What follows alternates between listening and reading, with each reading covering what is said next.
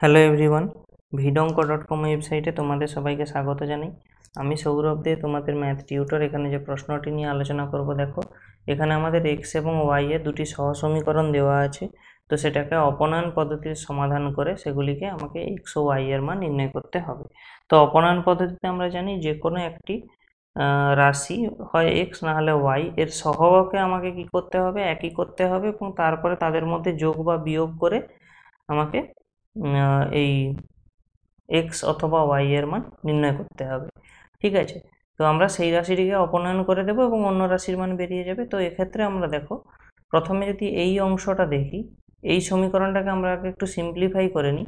তাহলে দেখো আমরা একে কোণাকুনি যদি গুণ করে দিই, তাহলে আমাদের কি চলে আসবে না বি ইন্টু এক্স প্লাস এ, এটা সমান হয়ে যাবে কত না ওয়াই প্লাস বি ইন্টু এ। ঠিক আছে, তো আমরা এখান থেকে কি পাবো না bx প্লাস এবি সমান ay প্লাস এবি। তো আমরা এখানে কি করব না bx মাইনাস ay, অর্থাৎ ay কে বাম দিকে নিয়ে এলাম এবং একটা এবি কে ডান দিকে নিয়ে গেলাম। তো এই দেখো এই এবি অংশগুলো জিরো হয়ে যাবে। তাহলে আমাদের সমীকরণটা কি দাঁড়াচ্ছে না bx minus ay equal to zero. তো একে আমি 1 নম্বর নাম সমীকরণ দিলাম এবং এখানের এই যে সমীকরণটাকে আমরা 2 নম্বর সমীকরণ নাম দিচ্ছি। তো দেখো এবারে আমরা এক্স এর যে সহগগুলোকে আমরা একই করতে চাই। তো দেখো এক্স এর সহগকে এক করার জন্য আমাদের এখানে অলরেডি এ আছে। তাহলে আমরা কি করব না এই সমীকরণকে বি দিয়ে গুণ করে দেব এবং এই সমীকরণকে আমরা এ দিয়ে গুণ করে দেব।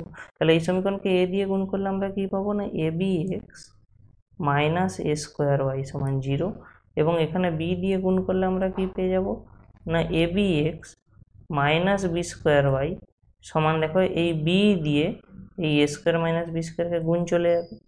তো এই যে সমীকরণটা আমরা একে নাম দিচ্ছি 3, এই সমীকরণটাকে আমরা নাম দিচ্ছি 4।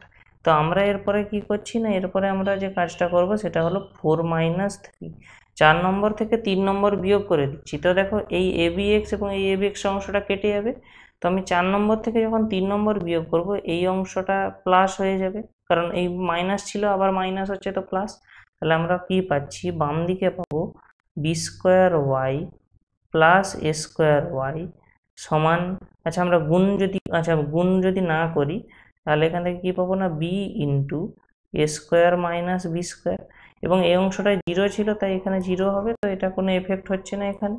তাহলে দেখো আমরা ওয়াই কমন নিয়ে নিলে কি পাচ্ছি না a square minus B square equal to b into a square minus B square. তাহলে আমরা এখান থেকে সিম্পলিফিকেশন করে কি পাবো না y equal to b into a square minus B square by a square minus B square. ঠিক আছে, তাহলে এরা কেটে গেল। তাহলে আমরা এখান থেকে ওয়াই এর মান কি পেয়ে যাব না বি। তাহলে ওয়াই এর মান আমরা পেয়ে গেলাম বি। তো এরপরে আমাদেরকে আর এক্স এর মান নির্ণয় করতে হবে। তাহলে যে কোনো একটা সমীকরণে আমরা ওয়াই এর মানটা বসিয়ে দেবো। তো যে এখানে দেখো আমাদের যে সমীকরণটা দ্বিতীয় সমীকরণ ছিল X minus B Y equal to ছিল A square minus B square. তো আমরা এখানে এই ওয়াই জায়গায় বি বসিয়ে দেবো। তাহলে কি পাবো না এক্স মাইনাস বি স্কোয়ার সমান A square minus B square. তাহলে এখান থেকে কি পাচ্ছি না X equal to A square minus B square plus B square. তো এই প্লাস বি স্কোয়ার এবং এই বি স্কোয়ার কেটে যাচ্ছে। তাহলে আমরা পেয়ে যাচ্ছি এক্স সমান এ স্কোয়ার। তাহলে এক্স সমান হচ্ছে এ স্কোয়ার বাই এ। তো দেখো এ স্কোয়ার বাই এ এখান থেকে আমরা হিসাব করে পেয়ে যাবো এ, এক্স এর মান এ। তাহলে আমাদের এক্স এর মান দাঁড়ালো এ। তাহলে আমাদের এই সমীকরণের যে সমাধান হলো, দেখো এক্স এর মান বেরিয়েছে এ এবং ওয়াই এর মান বেরিয়েছে বি। vidonko.com ওয়েবসাইটে এই ম্যাথটি দেখার জন্য তোমাদের অসংখ্য ধন্যবাদ জানাই। এরকমই নানা প্রশ্ন এবং তাদের সমাধানের জন্য তোমরা আমাদের ওয়েবসাইটটি ভিজিট করো। ধন্যবাদ।